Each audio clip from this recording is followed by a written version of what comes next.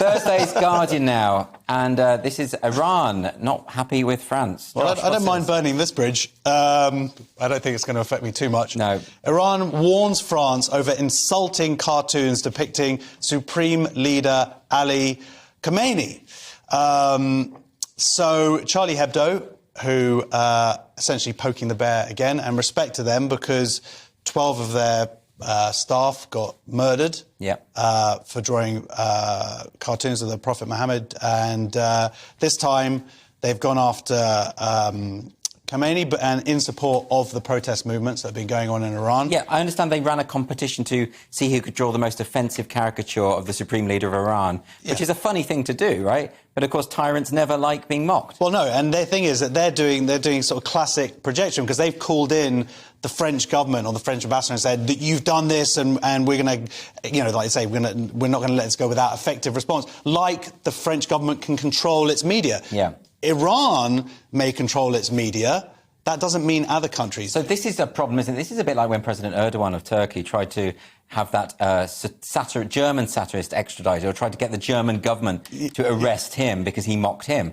And they almost considered it. I remember Angela Merkel almost considered it. This is really bad, isn't it? The Iranians sort of stepping in and saying to France, you should respect our own law, because they've got a law that you're not allowed to mock the Supreme Leader. But that law doesn't apply to us.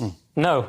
Well, it'll be very interesting, Andy, to see the response to this, because, in my opinion, the response to the 2015 incident with Charlie Hebdo was somewhat muted in certain quarters, because people are sort of squeamish about free speech now in much of the West. Yeah. But in this case, it'll be interesting to see if it's more aggressive, because it's versus the Iranian regime. Whereas before you had free speech pitted against the general sensitivities around Muslims, what you have here is free speech versus the sort of oppressive Iranian regime that oppresses women. So I wonder if people will be a bit more bold when it comes to this, because you see the difference. Yeah. So I think people might be a bit more bold. But in general, I think people have been a bit pathetic about defending free speech. And it always depends, doesn't it? It's like, oh, the burqa's brave if it's here, but it's oppressive if it's in Iran, or the lockdown protests are bad here, but good in China. So it'll be interesting to see where the sort of hypocrisy falls. It will be. I mean, the foreign minister here, he's saying this. He's saying, we will not allow the French government to go beyond its bounds. What does that mean? That sounds like a threat. Yeah, of course it's an absolute threat. And they have agencies around the world. They do interfere, certainly much more in the Middle East. But